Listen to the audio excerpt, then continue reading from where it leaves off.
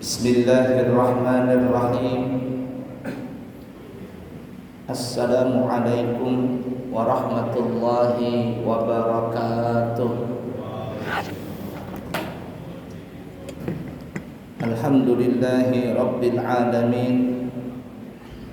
Allahumma fasalli wa sallim ala sayyidina wa nabiyyina wa maulana Muhammadin wa ala alihi wa ashabihi wa azwajihi wa dhurriyyatihi wa man tabi'ahum bi ihsanin ila yaumiddin, amma ba'du.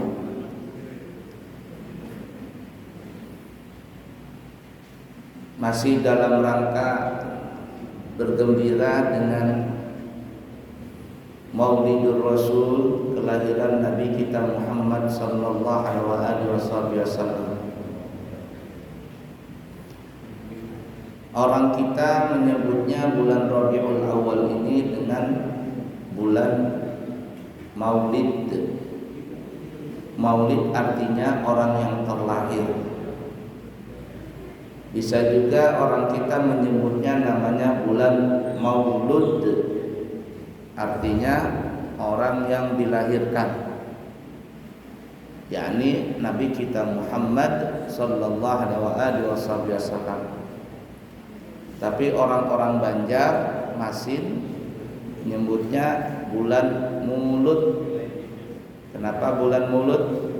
Karena bulan ini kita banyak makan. Di mana-mana ada orang mengadakan peringatan Maulid, makan terus kita. Tidak lain dan tidak bukan karena bulan Mulut ini adalah bulan kelahiran Nabi kita Muhammad sallallahu alaihi wasallam. Semuanya itu berkah Nabi. Karena semuanya itu berkah Nabi Muhammad sallallahu alaihi wasallam, maka patutlah kita bersyukur atas karunia itu. Sebagaimana disebutkan dalam riwayat hadis, riwayat Imam Ahmad ibni Hanbal, Nabi kita Muhammad sallallahu alaihi wasallam bersabda, "Innama bu'itsu rahmatan muhdah." Sesungguhnya aku, kata Nabi ini, diutus kepada kalian sebagai rahmat muhdah, hadiah dari Allah Ta'ala. Jadi Nabi kita itu adalah rahmat Allah dan hadiah dari Allah buat kita sebagai umat yang dicintai oleh Allah dan Rasulnya. Dan tidak ada hadiah yang paling besar, yang paling mulia, yang paling berharga kecuali Nabi kita Muhammad sallallahu alaihi wasallam. Oleh karena itu patutlah dan pantaslah bagi kita untuk bergembira dengan hadiah itu, bersyukur dengan hadiah itu. Karena kita bersyukur, maka insya Allah Allah akan tambah nikmat yang Allah berikan kepada kita. La in syakartum la azidannakum wa la in kafartum inna adabi lasyadid.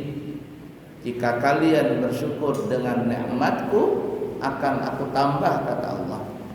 Namun jikalau kalian kufur dengan nikmatku, maka azabku akan pedih. Orang yang kita syukuri, yang kita muliakan, yang kita hormati di bulan ini adalah bukan orang sembarangan. Muhammadun basyarun wa laysa kal basyari bal huwa yaqutatun wan nasu kal hajari. Nabi Muhammad itu memang manusia. Beliau bisa sakit, beliau bisa lapar, beliau bisa senang, beliau bisa sedih, beliau bisa bergembira, beliau bisa tidur. Beliau seperti manusia biasa. Beliau manusia. Walaysa kal basyari, tapi ingat, bukan seperti manusia biasa. Liurnya yang keluar dari mulutnya adalah liur yang paling harum dan bisa menyembuhkan segala obat, menyembuhkan dari segala penyakit. Bahkan Sayyidina Abu Bakar yang digigit ular padang pasir itu sembuh dengan liurnya Nabi kita Muhammad sallallahu alaihi wasallam. Rambutnya Nabi keluar dari tengah-tengah kepalanya ke tengah-tengah di antara rambutnya minyak harum yang luar biasa. Kalau kita punya rambut juga keluar minyak, tapi minyak ketombe. Nabi tidak, harum sekali. Keringatnya Nabi yang keluar dari tubuhnya mengeluarkan yang harum luar biasa. Bahkan Ummu Sulaim dikatakan beliau memakai minyak harum dengan minyak harum yang terbuat dari keringatnya Nabi Muhammad sallallahu alaihi wasallam. Bahkan mohon maaf, air kencingnya Nabi diminum oleh sahabat dan Nabi mengatakan engkau tidak pernah akan sakit perut selama-lamanya. Darah bekamnya Nabi diminum oleh sahabat. Nabi mengatakan haram api neraka untuk membakar jasadnya seseorang yang darahnya bergabung dengan darahku. Itu yang dikatakan Muhammadun basarun wa laisa kal bashari. Nabi Muhammad manusia tapi tidak seperti manusia biasa. Tidurnya yanamu ainuh wa la yanamu qalbuh. Hatinya, matanya boleh tertidur, tapi hatinya Nabi tidak pernah tertidur. Ucapannya manis, tingkah lakunya indah, perilakunya sangatlah luar biasa baiknya. Kenapa bisa demikian? Kok darahnya Nabi diminum, kencingnya Nabi diminum, keringatnya Nabi dijadikan obat dan seterusnya dan seterusnya? Karena dikatakan Nabi kita Muhammad sallallahu alaihi wasallam diciptakan oleh Allah dari nur. Karena diciptakan dari nur, maka ketika Nabi berjalan di bawah cahaya matahari atau di bawah cahaya lampu dan sebagainya, Nabi tidak mempunyai bayangan. Kalau kita ini punya bayangan, kalau kita ada berjalan gak punya bayangan, jangan-jangan kita disangka hantu sama orang lain. Tapi Nabi tidak ada bayangannya. Nabi bukan hantu. Kenapa? Karena cahaya matahari, cahaya lampu dan cahaya yang lainnya itu dikalahkan dengan cahaya Nabi kita Muhammad sallallahu alaihi wasallam. Oleh karenanya kata ulama, kalau seandainya Allah membukakan hakikat wujudnya Nabi yang paling asli, maka tidak ada seorang pun yang bisa melihat wujud itu, karena silau dengan nur yang asli itu. Ini yang dikatakan Muhammadun basyarun wa laisa kal bashari. Nabi Muhammad itu manusia tapi bukan seperti manusia biasa. Bal huwa yaqutatun wan nasu kal hajari. Beliau bagaikan batu berlian. Batu berlian. Tetapi kita semua manusia bagaikan batu kerikil. Sama-sama batu, sama-sama diambil dari tanah, tapi satu berlian yang kecil itu bisa membeli ribuan truk daripada batu koral itu. Itulah ibarat kata Nabi kita Muhammad sallallahu alaihi wasallam. Sehingga Allah menyebutkan tuh dalam akhir surah At-Taubah, laqad ja'akum rasulun min anfusikum, telah datang, sesungguhnya telah datang kepada kalian seorang rasul. Min anfusikum, dari diri kalian, yakni dari bangsa manusia. Nabi bukan diutus dari bangsa jin. Karena kalau seandainya Nabi diutus dari bangsa jin, mungkin saja manusia banyak yang masuk Islam, bukan lantaran karena nabinya, tapi karena takut dengan bangsa jinnya. Kamu ya kalau nggak masuk Islam, rasukin kamu. Enggak. Tapi Nabi bukan dari bangsa jin. Nabi juga bukan diutus dari bangsa malaikat. Kenapa? Karena kalau ada orang masuk Islam, bisa saja mereka masuk Islam karena ketertarikan mereka dengan malaikat tadi. Manusia masuk Islam itu karena murni hidayah dari Allah yang Allah salurkan dari akhlaknya Nabi kita Muhammad sallallahu alaihi wasallam. Nabi dihina, Nabi dicaci, Nabi dijelek-jelekan, bahkan Nabi mau dibunuh, Nabi tidak pernah dendam kepada orang-orang tersebut. Itulah yang menjadi daya tarik bagi orang-orang yang waktu itu belum Islam. Mereka tertarik masuk Islam kepada Nabi kita Muhammad SAW karena lantaran akhlak Nabi kita yang mulia. Dalam qiraat yang lain dikatakan bukan min anfusikum tapi min anfasikum. Laqad ja'akum rasulun min anfasikum. Telah datang sesungguhnya kepada kalian seorang rasul min anfasikum, dari orang yang paling terbaik dari diri kalian. Anfas itu artinya paling mulia, paling berharga, paling bernilai di antara kalian.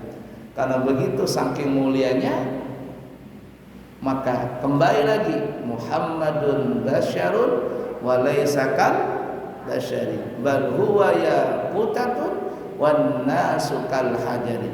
Nabi kita manusia tapi bukan manusia biasa. Ibarat kata beliau batu berlian permata, kita semuanya bagaikan batu kerikil.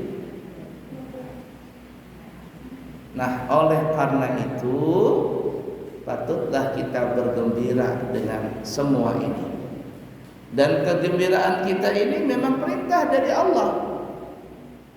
Qul bi fadlillahi wa bi rahmatihi fabidzalika falyafrahu. Katakanlah wahai Nabi Muhammad, dengan berkat fadlullah, rahmatnya Allah. Al-Imam Sayyuti mengatakan tafsir rahmat itu adalah ilmunya Allah. Dan ilmunya Allah itu terkumpul dalam diri Nabi. Bukankah Nabi mengatakan ana madinatul ilm wa aliyun babuha faman arada al-madinah falyatiha bibabiha. Aku adalah kotanya ilmu. Nabi kotanya ilmu dan Ali pintunya. Siapa yang kepingin masuk kotanya ilmu, maka hendak lewat pintunya. Pintunya ilmu adalah Sayyidina Ali. Tapi kotanya ilmu adalah Nabi kita Muhammad sallallahu alaihi wasallam. Katakanlah wahai Nabi Muhammad, dengan karunia Allah. Al-Imam Sayyidi menafsirkan itu adalah ilmunya Allah. Wa bi rahmatihi, dan dengan rahmatnya Allah. Rahmatnya Allah itu siapa? Nabi juga. Sebagaimana Allah menyebutkan dalam Al-Quran, wa ma arsalnaka illa rahmatan lil alamin. Dan kami tidak mengutus kepada engkau, dan tidaklah kami utus kepada sekalian alam, kecuali adalah engkau wahai Nabi Muhammad sebagai rahmat untuk alam itu. Nabi kita itu adalah rahmat. Coba bayangkan kalau sudah terkumpul fadlullah, ilmunya Allah, itu Nabi kita, terkumpul juga dengan rahmatnya Allah, dan itu juga Nabi kita. Apa yang diperintahkan oleh Allah? Fabidzalika falyafrahu, maka hendaklah mereka itu bergembira. Gembira. Orang yang bergembira dengan Nabi Muhammad ini caranya macam-macam. Makanya ada sebagian orang kalau memperingati Maulid ini nggak mau sedih-sedih. Mereka gembira, ria, gembira, tertawa, tersenyum. Kenapa? Karena Allah nyuruh gembira. Jangan nangis. Tapi ada juga orang yang memperingati Maulid, kemudian mendengar kisah Nabi lalu menangis. Nangis ini bukan karena sedih, tapi karena nangis kerinduan kepada Nabi kita Muhammad sallallahu alaihi wasallam. Maka disuruh untuk bergembira. Orang bergembira itu caranya macam-macam. Ada orang bergembira dengan cara tertawa, dan itu wajar, pada umumnya seperti itu. Tetapi tidak semua orang yang tertawa itu gembira. Berapa banyak orang tertawa tapi dia sakit. Yaitu orang gila.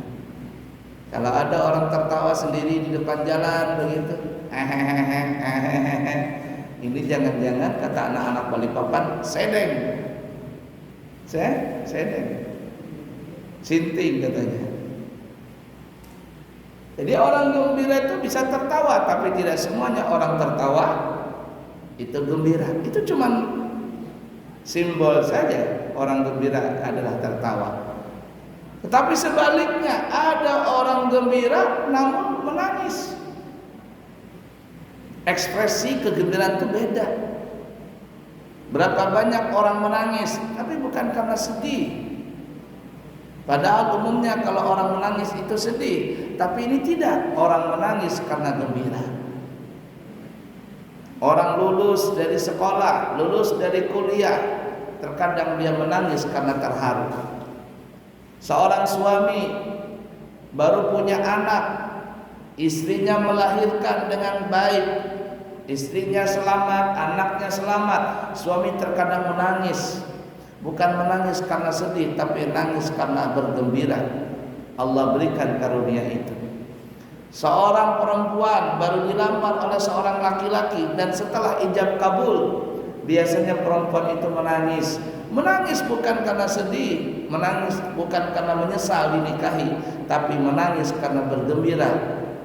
Disebabkan dia telah sah menjadi seorang istri dari seorang laki-laki yang dia cintai. Modelnya macam-macam orang berekspresi untuk menunjukkan kegembiraannya. Bahkan ada orang yang lucu, ketika dia bergembira, dia malah loncat-loncat, dia cungkir balik, dia joget-joget, nggak sadarkan diri dilihat orang, dan orang yang melihat tertawa dengan kelakuannya itu. Siapakah itu? Yaitu pemain sepak bola.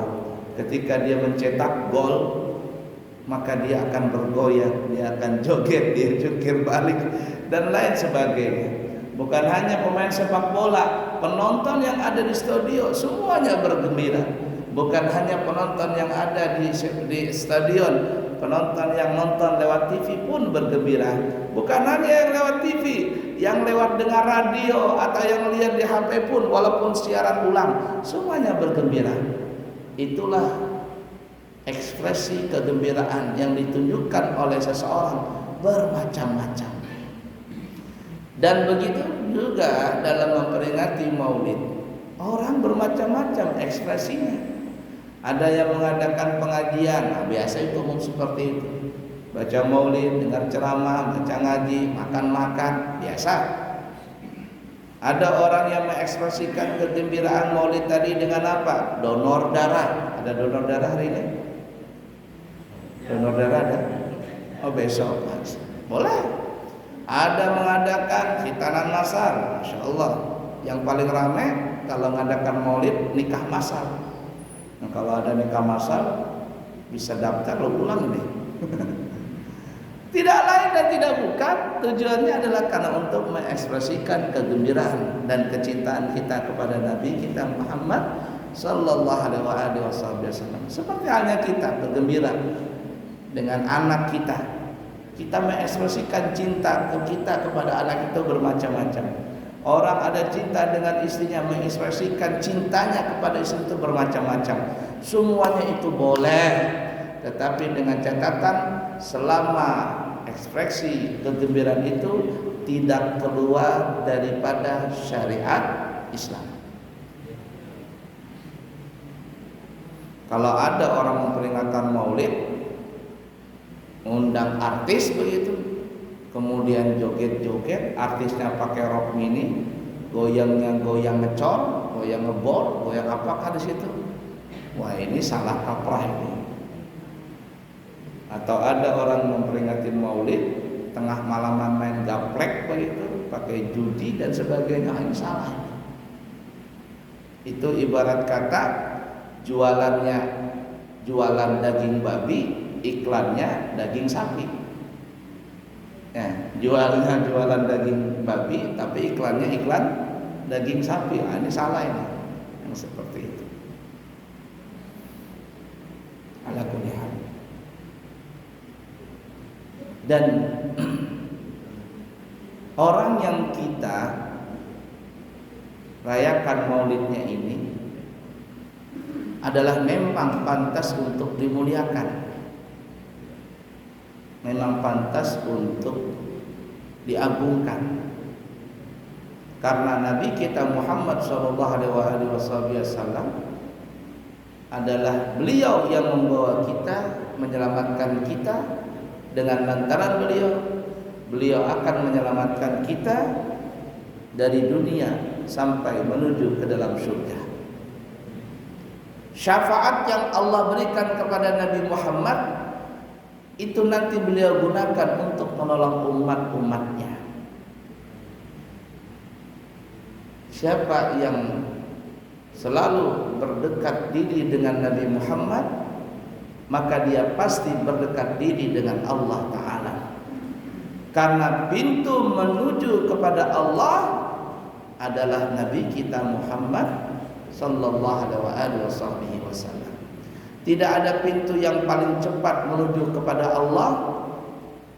Tidak ada jalan yang lebih mulus dan lebih lancar untuk menuju Allah, kecuali jalan dan pintu itu adalah Nabi kita Muhammad sallallahu alaihi wasallam. Karena begitu sempurnanya Nabi, maka di mana-mana kita bergembira dengan itu semuanya. Nabi kita adalah begitu mulia, jasadnya dan rohnya, jiwa raganya begitu mulia. Karena begitu mulianya, maka pantaslah kita memuliakan Nabi. Bagaimanapun beliau dihina, dicaci, bahkan dibunuh, beliau tidak pernah dendam. Walaupun ada satu musuh yang paling jahat, yaitu Abu Lahab. Kenapa dikatakan paling jahat? Karena kejahatannya itu diabadikan dalam Al-Quran, yang kita sebut namanya surah Al-Lahab. Dan Abu Lahab ini bukan orang lain, paman Nabi sendiri. Paman Nabi sendiri. Walaupun begitu jahatnya, Nabi tetap baik dengan Abu Lahab. Nabi selalu berdakwah agar pamannya ini masuk Islam.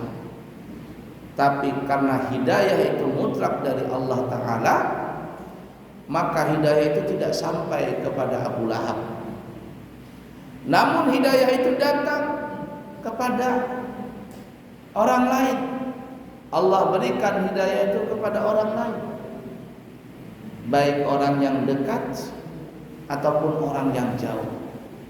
Dan hidayah Islam itu terus berkembang, terus berjalan sampai saat ini, sehingga di mana-mana banyaklah orang yang masuk Islam. Di Eropa banyak gereja-gereja yang ditinggalkan oleh jamaahnya, sehingga gereja itu nggak ada lagi pengikutnya. Lalu akhirnya gereja itu dijual dan dibeli orang Islam, sehingga dijadikan masjid. Di Eropa banyak orang-orang yang tidak beragama, yang kita kenal dengan ateis. Mereka akhirnya menganut agama Islam. Apalagi dari agama Yahudi atau Nasrani, mereka banyak masuk ke agama Islam. Tidak lain dan tidak bukan semua itu karena yang memberikan hidayah adalah Allah Ta'ala.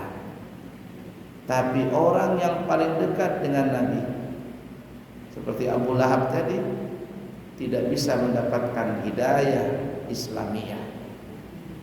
Walaupun Nabi berusaha untuk memasukkan pamannya ke dalam Islam, namun sampai meninggal pun Abu Lahab tetap membenci Nabi, dendam kepada Nabi, menghina Nabi, dan diabadikan kecelakaannya dalam Al-Quran. Tapi ingat, di dalam hadis Bukhari, ketika Abu Lahab meninggal dunia, Abu Lahab ini Bapak Ibu meninggal dunianya bukan dalam keadaan perang. Waktu terjadi perang Badar, Abu Lahab gak ikut. Abu Jahal, Abu Gosok kalau ada sekalian, Umayyah, pembesar-pembesar orang Quraisy waktu itu, mereka berperang dengan Nabi dan pasukan orang Islam.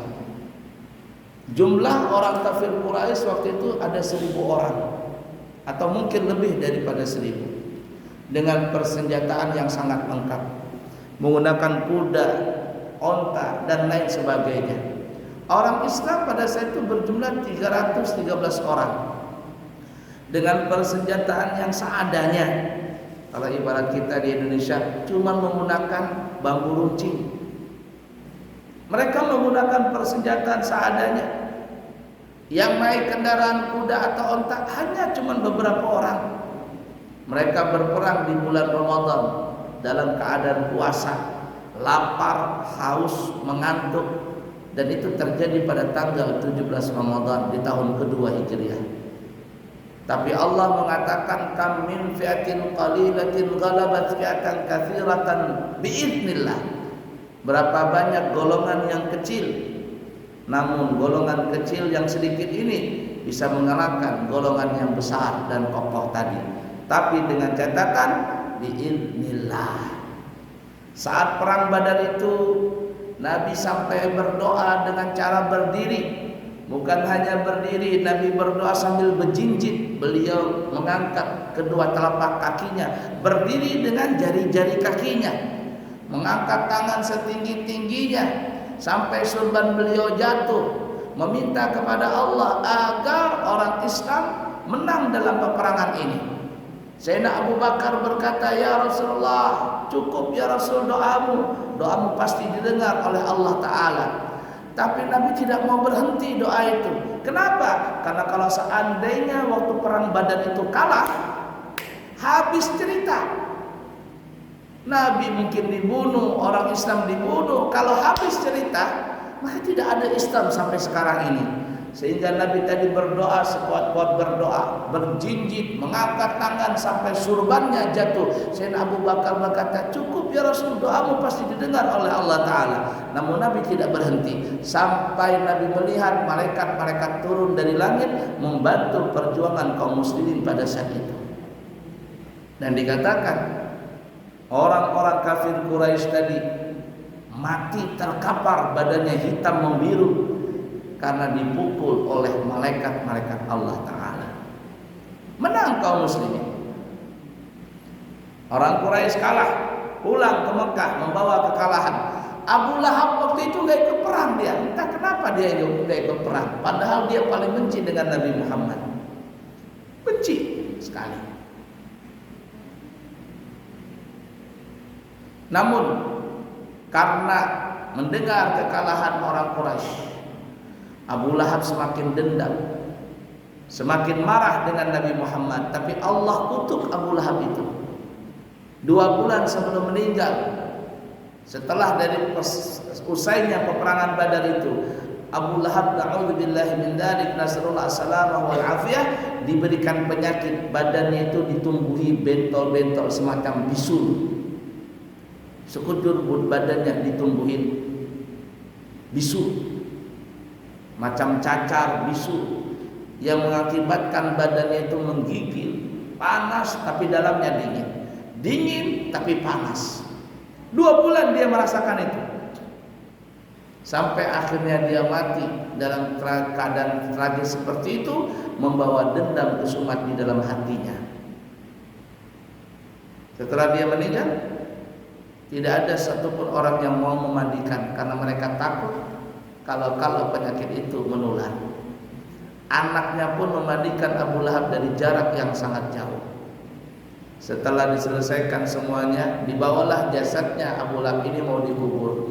Namun orang-orang Mekah tidak mau Abu Lahab itu jasadnya dikubur di kota Mekah. Keluarkan Abu Lahab dari kota Mekah ini, karena bahaya, jangan-jangan ini penyakit bisa menular di kota Mekah.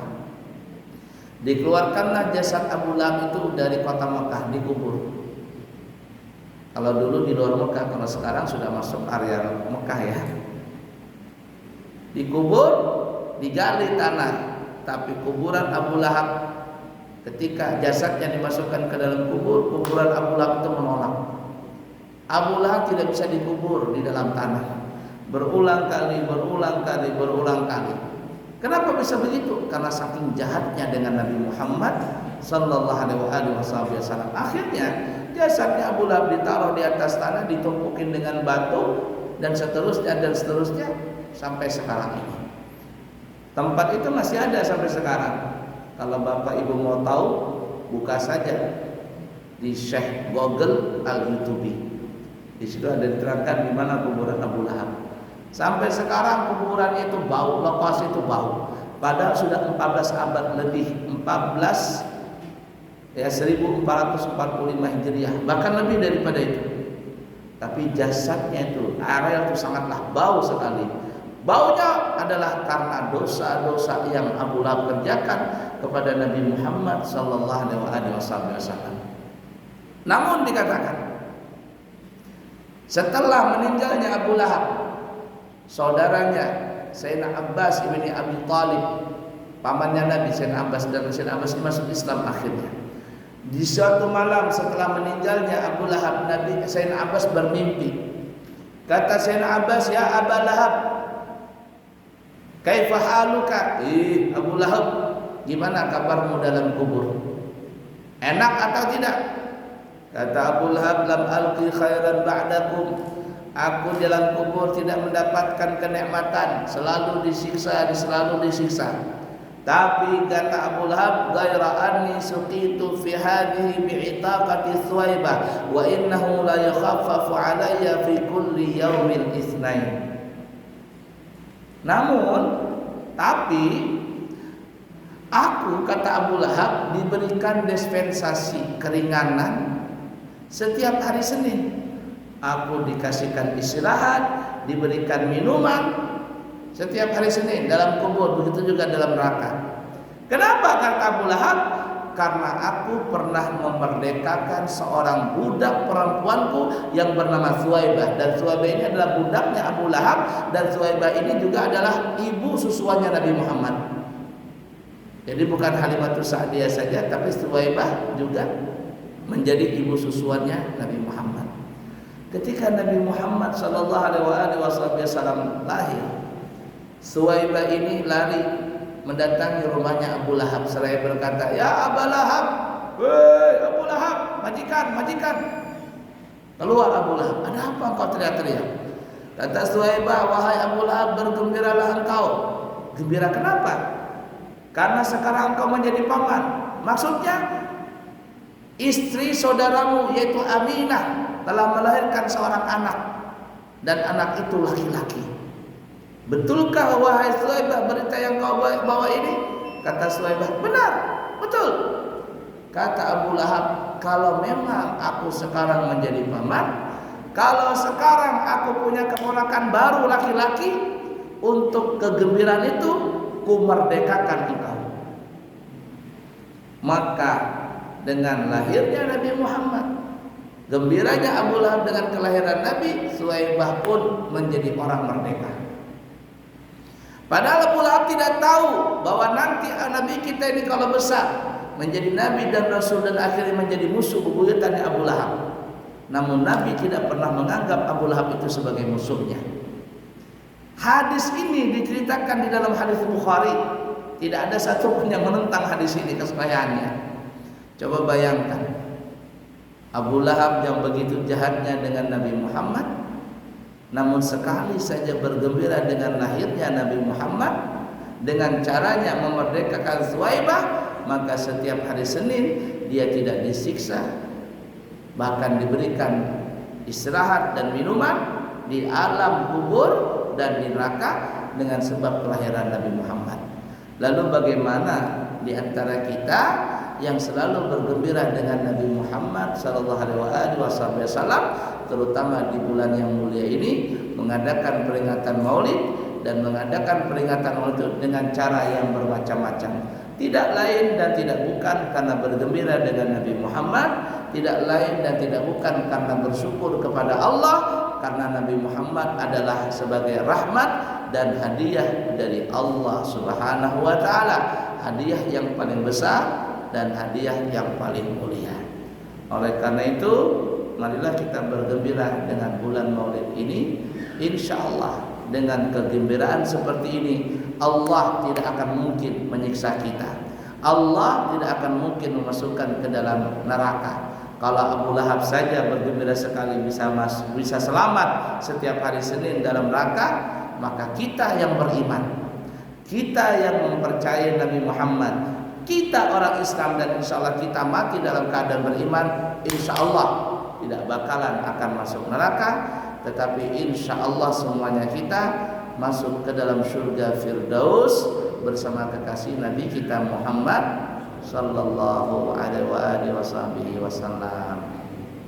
Semoga apa yang kita kerjakan, terutama para pengurus panitia yang berupaya mengadakan peringatan Maulid di daerah ini, Allah ridai semuanya dan Allah berikan ganjaran yang besar dan Allah gantikan hartanya dengan berlipat-lipat ganda dan keberkahan. Dan mudah-mudahan kita selamat dengan berkat Nabi Muhammad dari dunia sampai ke negeri akhirat. Amin. Allahumma amin ya rabbal alamin.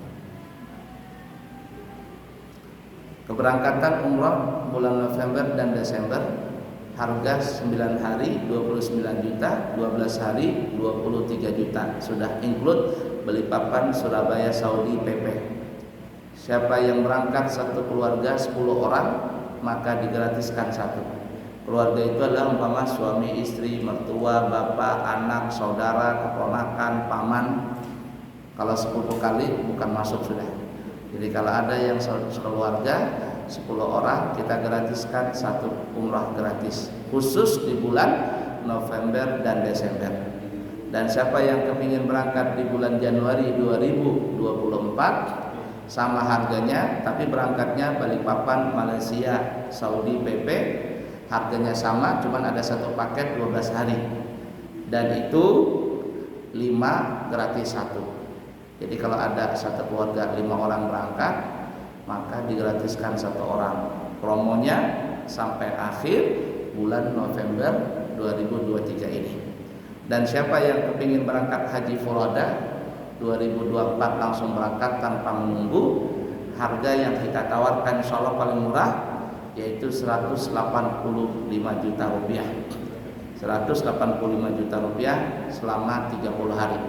Di tempat lain itu dijual 195. Kita harga lebih murah 10 juta, insya Allah kualitas sama dengan harga ekonomis. Siapa ada yang mau berminat silakan segera mendaftar, dan insya Allah mudah-mudahan Allah kabulkan segala hajat dunia akhirat dan agama kita. Amin ya rabbal alamin. Yang baik dari Allah, yang buruk dari pribadi. Subhanakallahumma wa bihamdika asyhadu an la ilaha illa anta astaghfiruka wa atubu ilaik. Wa akhiru kalam, wassalamu alaikum warahmatullahi wabarakatuh. Alhamdulillahi rabbil alamin. Allahumma fasalli wa sallim ala sayyidina Muhammad وعلى آل سيدنا محمد. اللهم إنا نستودعك هذه المعلومات ما تعلمنا من علوم الدين فأرجعها إلينا كلما نحتاج إليها واجعلنا من العاملين بما علمتنا. وصلى الله على سيدنا ومولانا محمد وعلى آله وصحبه وسلم والحمد لله رب العالمين. تقبل الله منكم.